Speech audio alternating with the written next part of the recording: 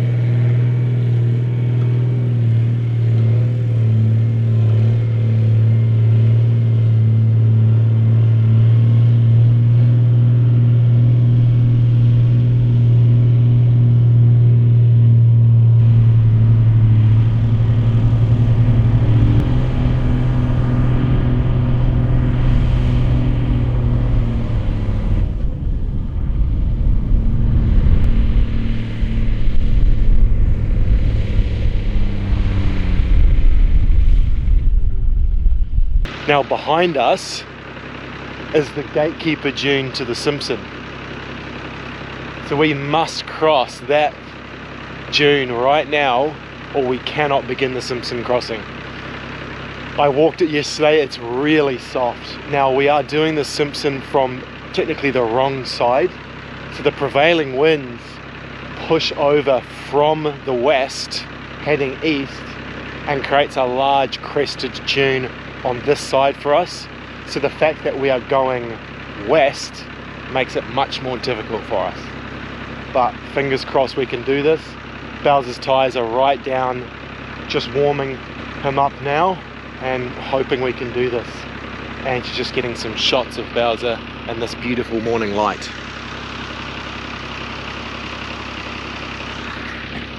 So wish us luck, we have to cross this dune.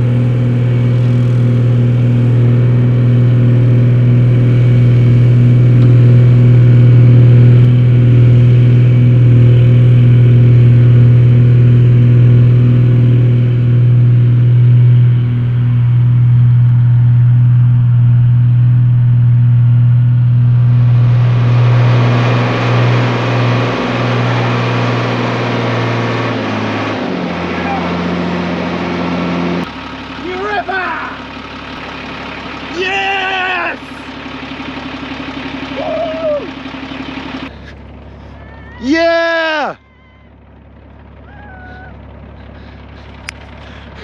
Oh, I'm shaking. Oh, I'm so happy. That was so good. Oh, it's so beautiful up here. All right, as far as I'm aware, that's the gatekeeper for this desert. Crawled up it. Crawled up it. Oh, that was steep.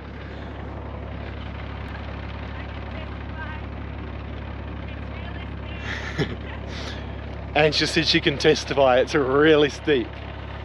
So she stayed at the bottom rather than getting the film from the top, just in case I had to come back down, and it would save her from having to run back and forward. So that was great. Good job, Bowser! Yeah, good job driver, dude. Good job driver. It didn't require too much, just steady pedal. So good, I'm so happy. The gatekeeper done! Yes! Yes! And it is so beautiful up here. Alright, we're going to continue a few more dunes and then we're going to stop for brekkie.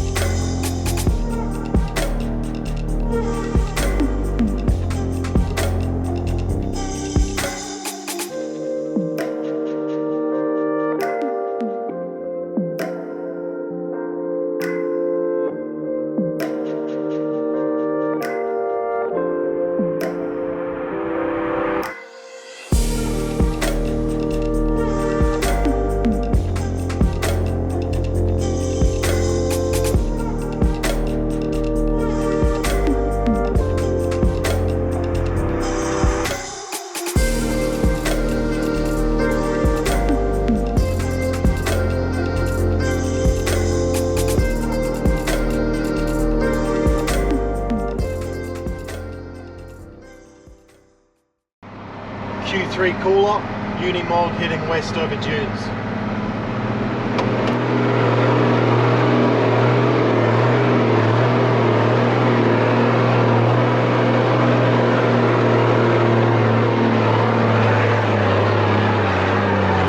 Alright, so one of the reasons why Chris is doing these collabs is, as you can see, there's no visibility ahead. Even if we have the flag, sometimes there's some huge blind spot around here.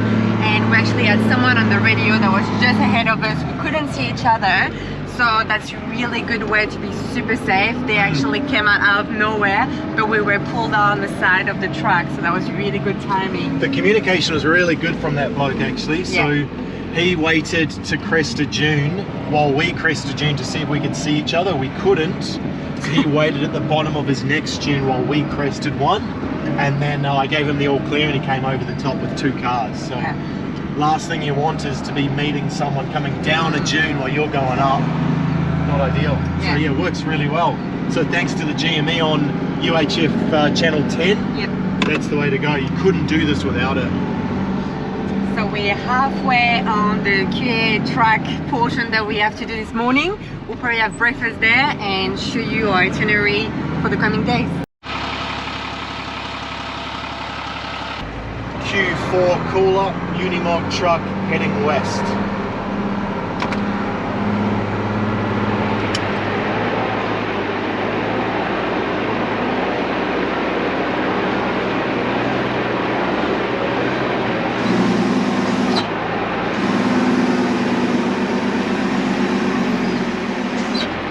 This is the QAA line, sort of famous for being chopped up because most of the 4 drives that cross the Simpson do it from east to west, so coming up this way, the opposite of the direction we're going. And if you're not running the right tyre pressures, they have to chop the dune to pieces with the speed to get up these dunes. So after every crest of the dune for us, it's chopped to hell, but on the other side it's fine. So that's it's kind of a good thing in a way for us. And also, being as heavy as we are, we're actually kind of smoothing it out for people, because we'll see it'll be undulated as hell, and then we'll drive over and it doesn't quite feel the same. You look back and it's kind of smoothed it like a steamroller. So that's quite cool. Unimog St. Dune Grader. Yeah. Okay, so I guess it probably helps if we show you on a map what's going on with the Simpson Desert. Now, part of it is a national park, and it is in fact the largest national park in Australia. So it is a huge, vast area of land, and there are multiple ways that you can cross the Simpson in various directions. We really need to get north because we want to go to Alice Springs, and because we're coming from Birdsville. So by doing the main, usual line, which is called the QAA and the French line, that goes right across and cuts the Simpson in half. That's the most popular, easiest route. We're not going to do that, but we have started a small section of it, and I'll show you why. So we've got the Birdsville track. So this is the big 500-kilometer dirt track that we went up the other day, and we arrived in Birdsville, where we stayed for a couple of days and did prep on the MOG. From Birdsville, we went past towards Big Red, and that was basically where we started this video, was at Big Red this morning. Now we have just done, it's taken us a couple of hours, the small section between here and the Eyre Creek bypass. Now the Eyre Creek bypass is on the Eyre Downs station, so it's private land, but we have gotten permission from the landowners. So we're going to head up Eyre Creek all the way up to what's called the Madigan line. Now the Madigan is the hardest, most difficult and longest crossing across the Simpson Desert, but a large section of it is only one way. But the section we want to do, you can go both ways. The only caveat being we're going to be hitting it against the prevailing wind. So as we go up here from Madigan Camp 20 up towards Madigan Camp 16, or actually 15 rather, that is potentially going to be the hardest section of track for us because we're going to be going up against the dunes. So that's going to be interesting. We're hoping we can do it. Then from there we move on to the Hay River track, and from there we basically steam north all the way up the Hay River track and across to Jervis where we can get fuel, and that's basically the end of the Simpson Desert. So it's going to be one hell of a journey. We're hoping to do it within 6 days. That's kind of the rough estimate that we've got. We sort of, to do that, we need to be hitting around about 100 kilometers a day, which I think is doable. Yeah, a little bit less. So in total, from Big Red, we calculated 525 kilometers according to the HEMA map. So it's quite hard to find accurate information, but hopefully it's the more reliable one.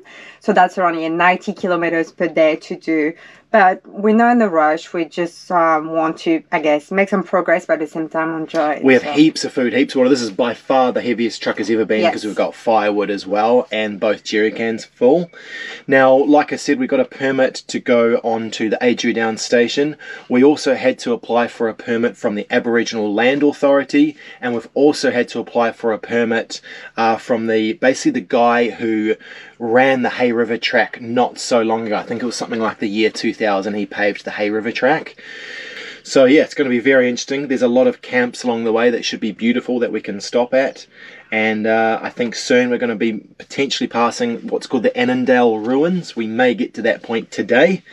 We'll just see how we go really on the Eyre Creek bypass. Alright, time to hit the road again. Let's do it. Breakfast done. We're ready to rock.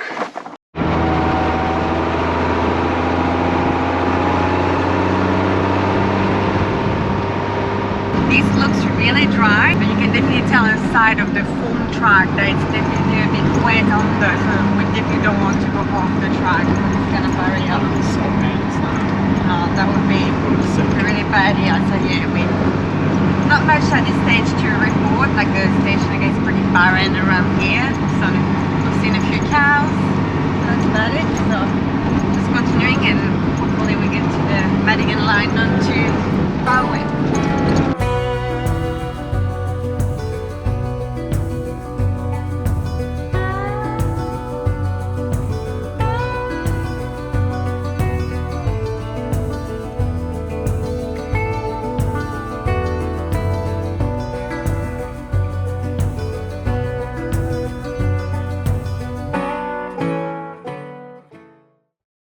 Okay, so we have officially started the Madigan line, this leg of it. Eyre Creek was relatively uneventful, I guess. It was a nice cruisy drive. We just did about 27 kilometers in under an hour, it looks, so just bang on an hour. So that might be one of the fastest legs we do.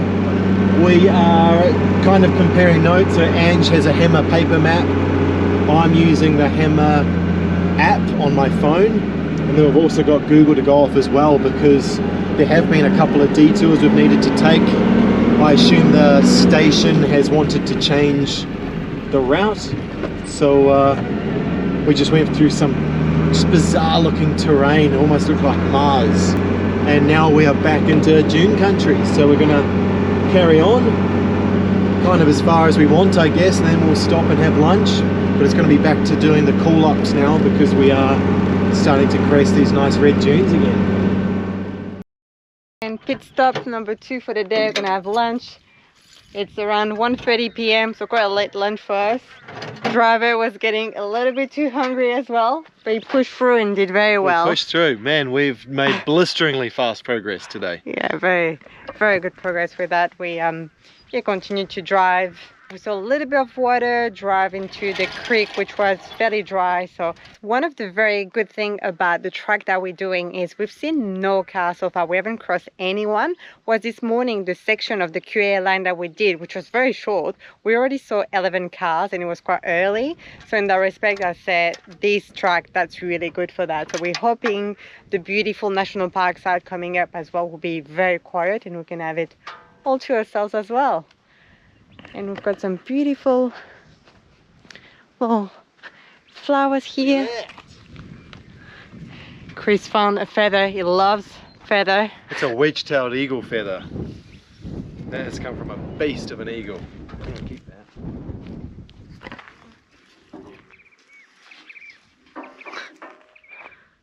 Hard day's work. God,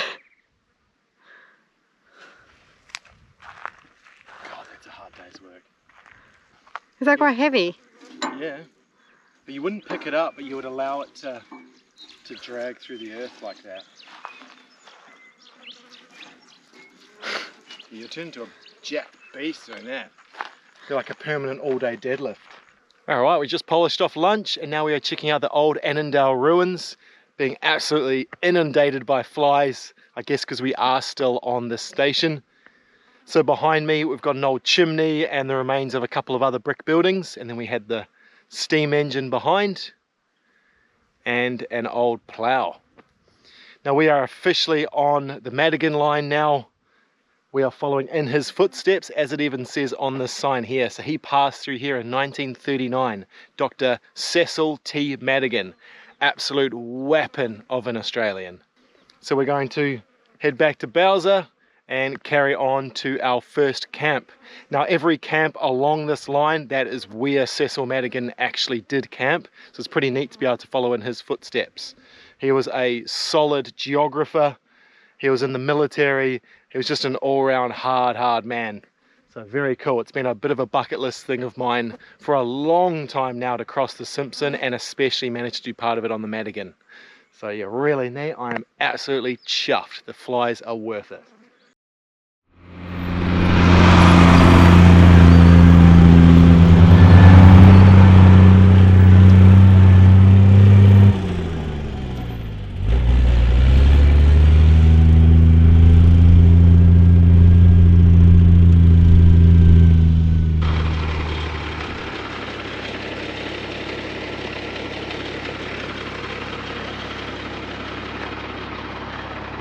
Camp 20 on the Madigan line. Big old skull there.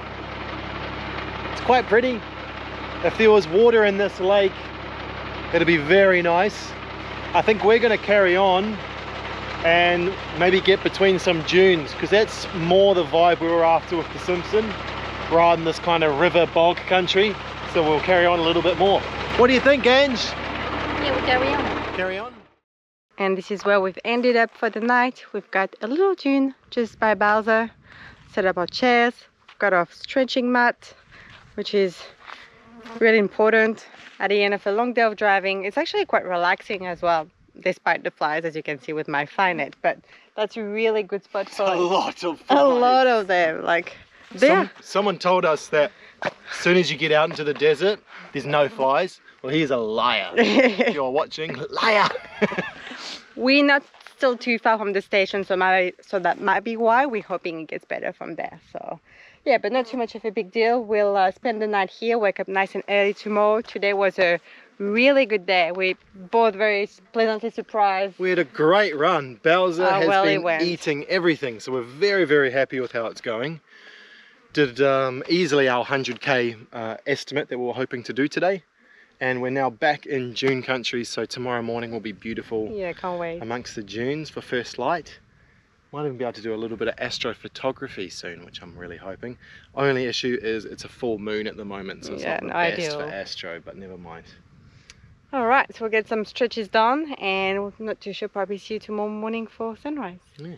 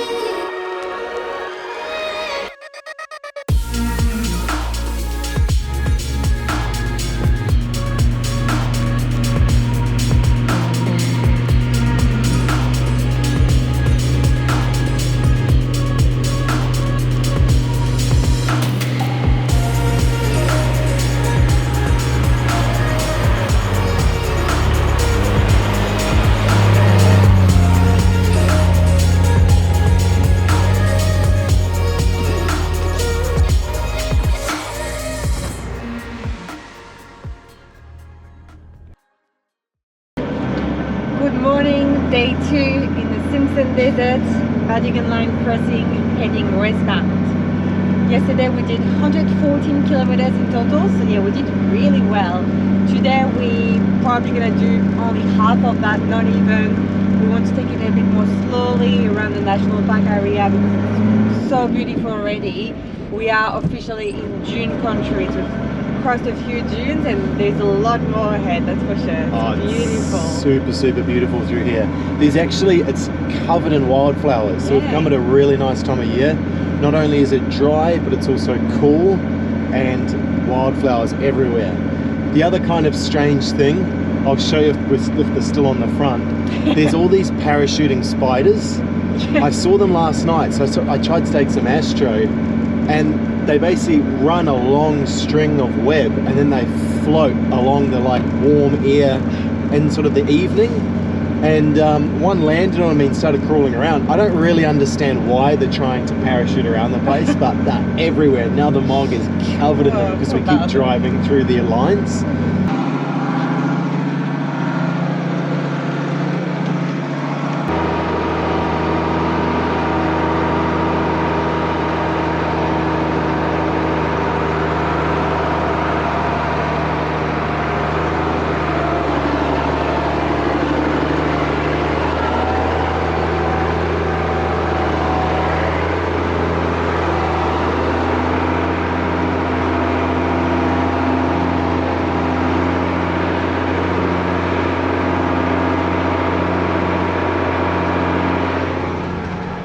How did it feel?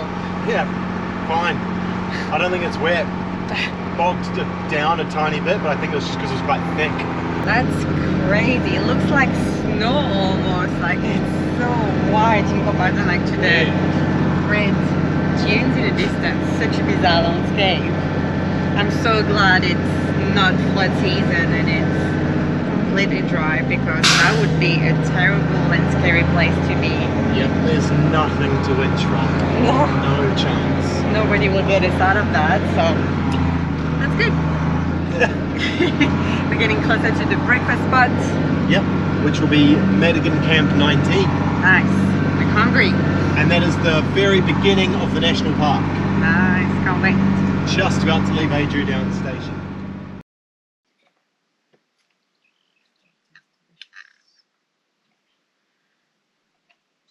Breakfast pancake time. Yay. So nice.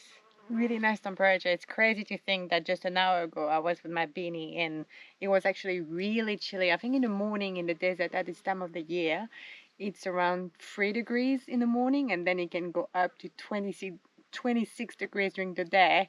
But we think is that it was actually even warmer yesterday. It was really warm. Got hot yesterday afternoon. Looks like today will too. You can already feel the warmth in the sky. Yeah, so nice. Flies are now waking up. Yeah, you can tell. And I can understand why this part of the Simpson is actually shut some time of the year.